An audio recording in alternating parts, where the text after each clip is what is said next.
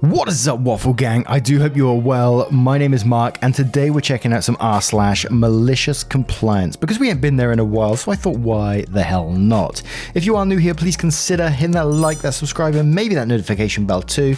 And let's jump straight in to today's stories. Much love, guys.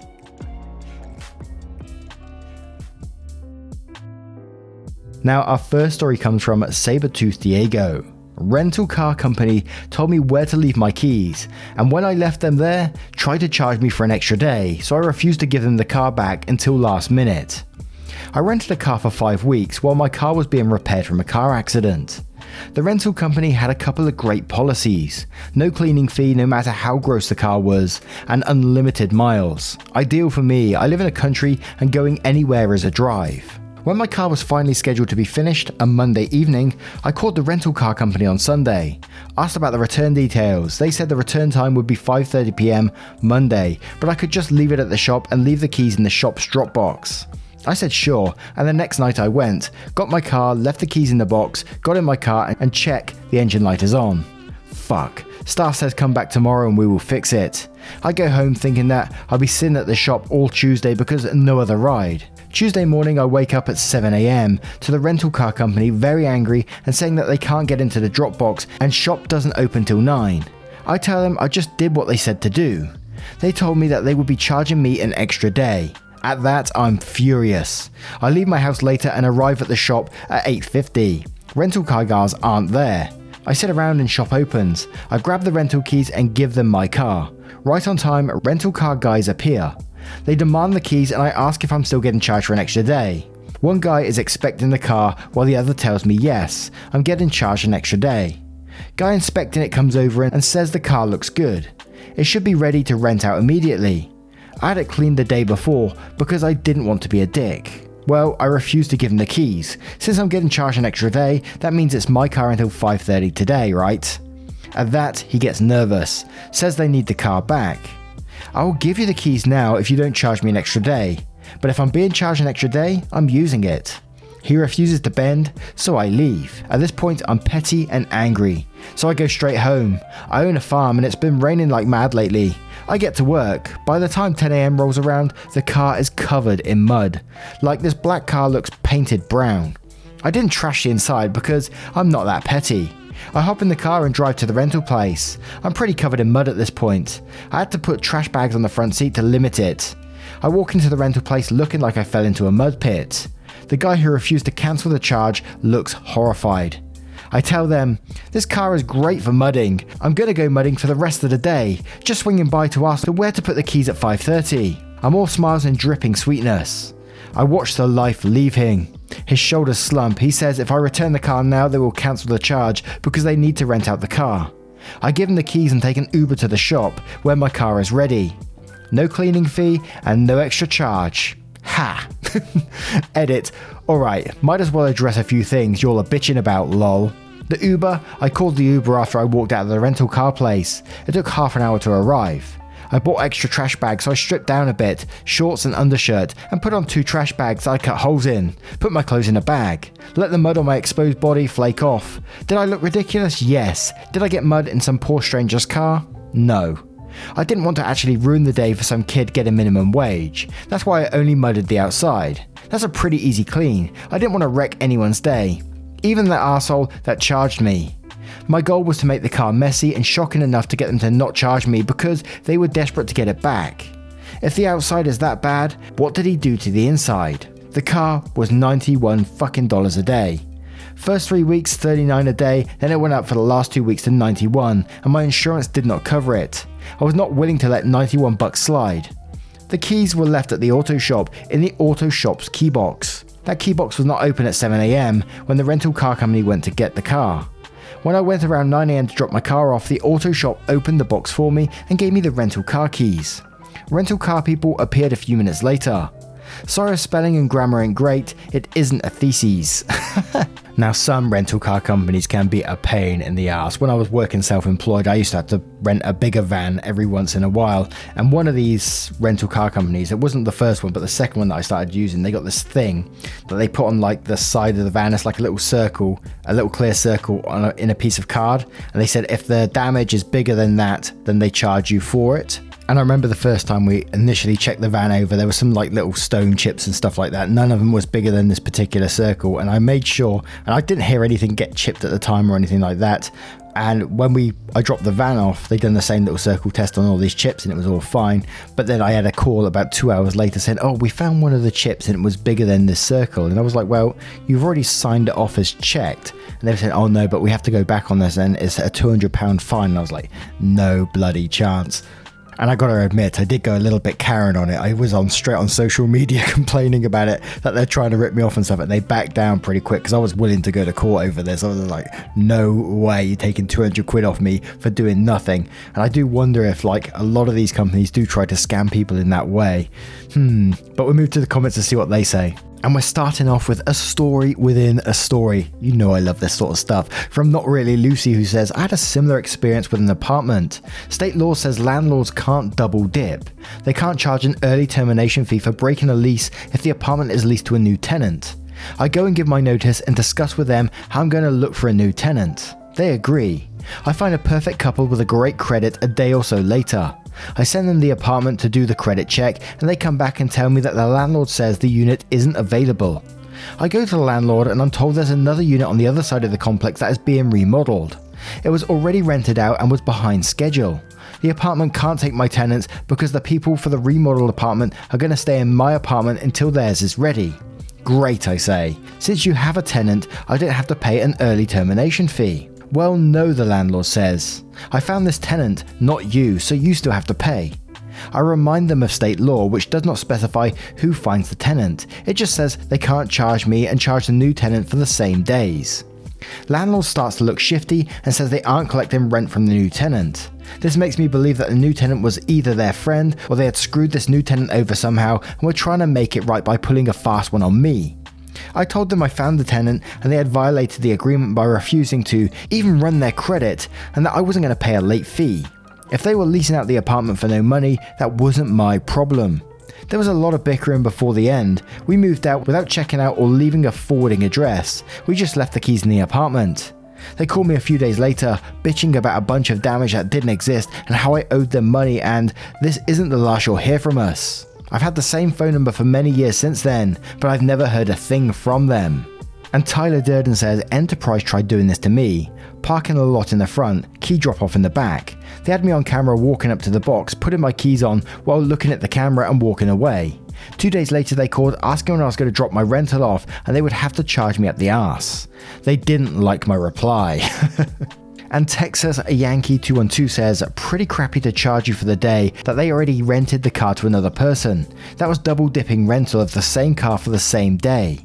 And Talibob says, perfection. I bet that car was fun to clean. And we'll have one more from Ashitaka 1013 saying, I once asked if I could vacate my apartment with less than 60 days notice if they could find someone else to rent it in the time, and they said sure. But if they couldn't, they wanted to do renovations first. It was clear they weren't going to look for a new tenant and were hoping I would just pay for the last month and still move out, allowing them to do renovations without losing a month's rent. I said I wasn't going to move out until the end of the last day I had paid for, which wasn't true since I already had a move-in date for my new place. But I'd left a few things behind so that I was still using the apartment for another month since I'd been forced to pay for it. They noticed I moved out and started doing renovations in the apartment without getting permission from me or giving notice that they were going to enter the apartment. Called them out on it and got my month's rent back. Never make it easy for corporations to take advantage of you. Now, what would you do if you was in any of these situations? As I said, I love it on malicious compliance. Usually you always get like another supplementary story in the comments. Let me know your thoughts in the comments below and we'll move on to the next one. And our next story comes from Stretch Armstrong. I denied a cop the bathroom code at Subway. So I was working at Subway a few years ago and a man came in with his wife and 2 children. I had 4 sandwiches started when the man asked me for the code to the bathroom. The policy was you had to make a purchase to get the bathroom code, but by the way he was doing the potty dance, it was pretty apparent this guy needed to go. Obviously he or his wife will pay for the 4 sandwiches I've already started. The next day my boss sits me down and lectures me about how the code is on the receipt for a reason. She watched the tape and see me give the man the code and tells me, I don't care who it's for, whether it's your friend, family, whatever, you name it, you do not give out the code under any circumstances. Later on that night I was working by myself when some guy in a trench coat and greasy long hair came in the side door and said, hey man, somebody got seriously fucked up outside. A long line of customers waited for me while I subtly grabbed the bread knife, sharp as fuck, and went around to check. It wasn't the best part of town, so you never know with people. Anyways, as the trenchcoat man stated, someone was seriously fucked up outside. His face was all bloody and he was just a mess. I called 911 and went back to making sandwiches. Sometime later, a few cop cars and an ambulance showed up. They were doing their business outside and then one of the officers comes in and asks for the bathroom code. Like 6 hours earlier, my boss told me not to give it under any circumstances without a purchase. I laughed a little and told him what I told the other customers. I'm sorry, you have to make a purchase first. You can get a cookie which is $0 something and then it'll be on the receipt. He didn't realize the laugh was really at myself and how awkward of the situation he unknowingly put me in. Nor did I have a chance to explain before the laugh and the rejection of the bathroom code caused the cop to become straight up furious. He gives me 3 warnings to give him the code. Each time I tell him I'm not going to give it to him and the customers are on my side, telling him I'm just doing my job. After his 3rd warning, he shook his head and muttered, I can't believe you're interfering with an ongoing investigation, and he uses the walkie-talkie on his shoulder to get some information. About 5 minutes later, one of the cops handed me a phone. I answered and my manager said, are you fucking serious? Long story short, the cop got the bathroom code and a free bag of chips. Now a lot of people in the comments were just saying like, well done OP and all that sort of thing. But my question is, what does the manager think under no circumstances means? What an idiot. But we're going to move straight on to the next story. And our next story comes from Almighty GG. Management fined me for being a considerate neighbour, so I made life difficult for them with my payments of the fine. I live in an apartment building where everybody gets 1 assigned parking space per apartment as standard. You can pay for an extra one, but we don't need that. Due to a history of bad parking in the car park, they introduced a rule whereby you could be fined if you do not park in your allotted parking spot. Now my parking space is at the end of a row. On one side I have a wall about 1.5 meters away from the end of my parking space. On the other is a car belonging to the person who lives directly below me in the building. My under neighbours are a family with 3 young children. Knowing how difficult it can be to get all of their kids into their car seats, I have 2 of my own, I have generally given them a bit of space and parked a little outside of the line on the opposite side.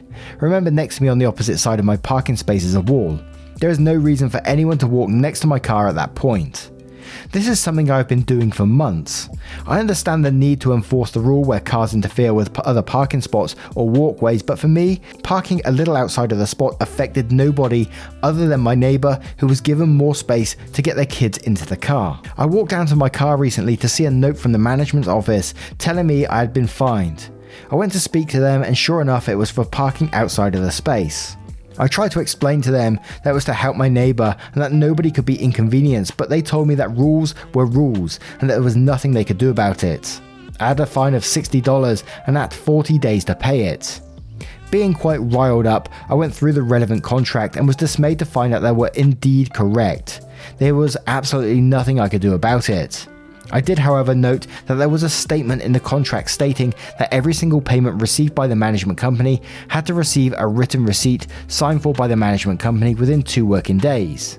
There was no rules about me having to make the payment fine in a single deposit. So, this is where the malicious compliance comes in.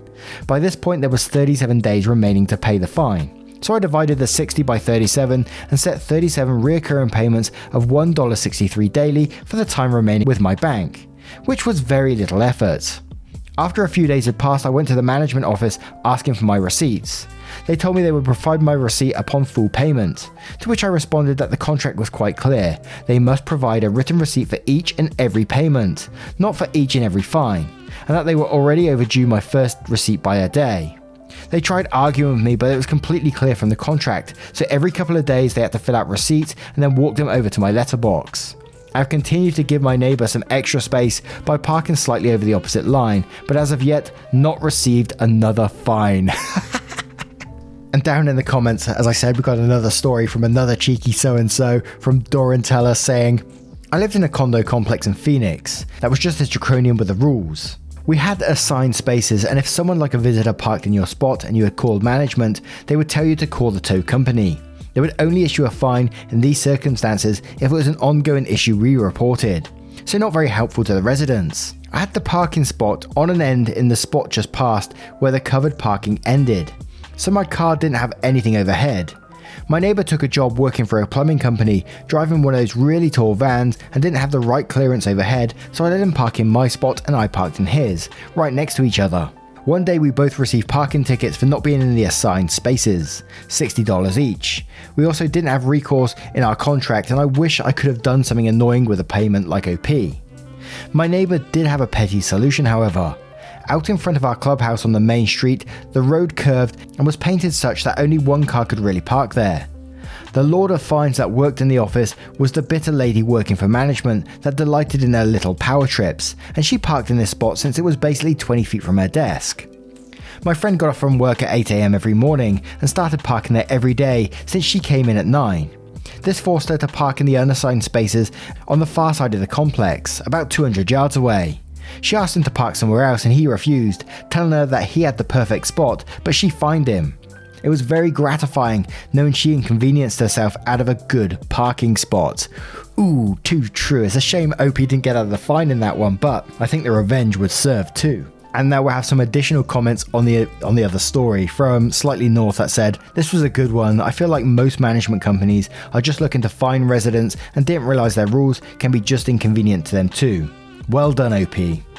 And Studio Droid said, in California, there is a state sales tax that some counties add a small extra bump, then some cities add their own bump. One city decided that the residents owed the city portion of the sales tax on items purchased outside of the city limits, but brought to be used in the city limits. To protest the silly idea, a group of residents went to the city clerk's office to pay their taxes. Each had a collection of receipts for their purchases from outside the city. They presented the receipt and paid a few cents in cash and then requested a receipt from the clerk. The clerk had to handwrite these receipts. The group tied up the clerk for most of the day with these transactions that were worth less than a quarter in most cases. The city managers got the message and rescinded the law. It cost them around $2,000 to collect less than $50. I've always liked a malicious compliance protest. And now we're going to move on to another story. And our next story comes from T for Tears. 50 grams over the weight limit at the airport. I guess I'll eat them. This happened a couple of days ago. Also, mandatory English isn't my first language. For Americans, 50 grams equals 1.76 ounces, 200 grams equals 7 ounces, 23 kilograms equals 50.7 pounds. So when I travel by plane, which happens about 2 to 3 times per year, I'm usually quite conscious about the weight of my luggage because how much you have to pay if it exceeds the limit. This time I put a bit more stuff in because of gifts, but I thought I was fine.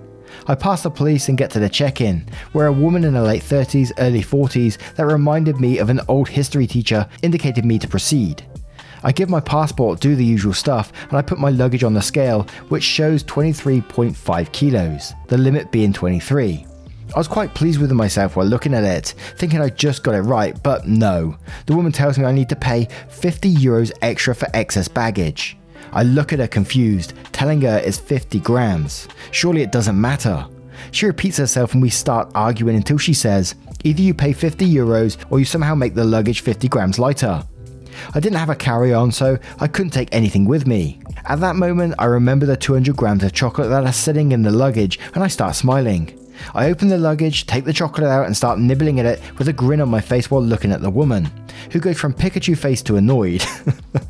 She tells me to hurry up, even though I was the only one in the line. So I offered her some and she just stared at me.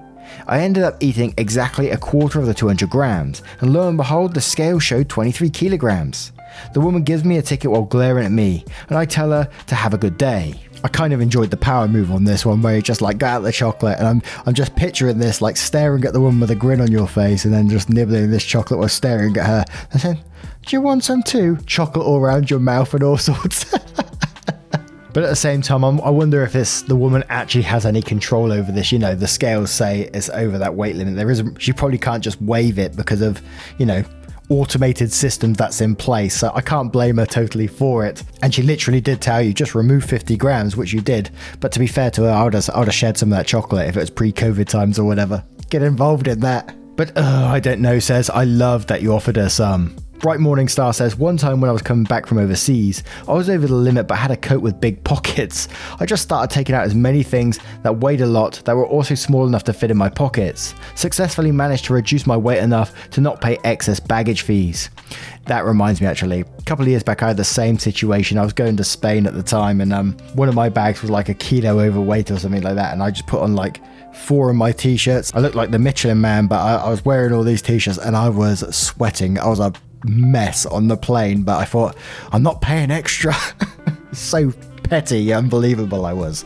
But anyway, that's just my little one there. But Penguin says, if I was that woman, I would have taken half the chocolate to celebrate that smart move. And Neurotoxin says, hey, as an American, I'm offended. You think I don't know what grams are. I buy drugs. And Vox Popsicle says, perfect malicious compliance. And chocolate, it doesn't get better. Jetta says, I'm going to eat this, which means the total weight hasn't changed. You plus luggage. Good one, actually. I didn't think of that. And a guy browsing Reddit says, I traveled domestically once and my carry-on was about 5 kilos over. The carry-on was full of camera gear, including 3 big batteries, which you can't check in anyway. And I wasn't going to put the camera or any of the lenses into my check-in. The total weight was under what I was allowed, but she told me that I had to lose weight from the carry-on. Luckily, it was winter time and I had a big jacket on, so I put a battery into each pocket of my jacket and the bag was then underweight. She was not impressed but couldn't do anything about it. Have you guys got any similar airport stories like that? I would love to hear them. I'm getting into airport stories. I know I love Neighbours as well, but airport stories seem to fascinate me just as much. Let me know your thoughts in the comments below and your thoughts on all of today's stories if you choose to share them. Thank you so much for your love, time and support towards the channel. It means the absolute world, and I will see you chicky so-and-so, in the next one. Much love, guys. I've been thinking that I can't let you go. Hey, can you wait a little while? Why will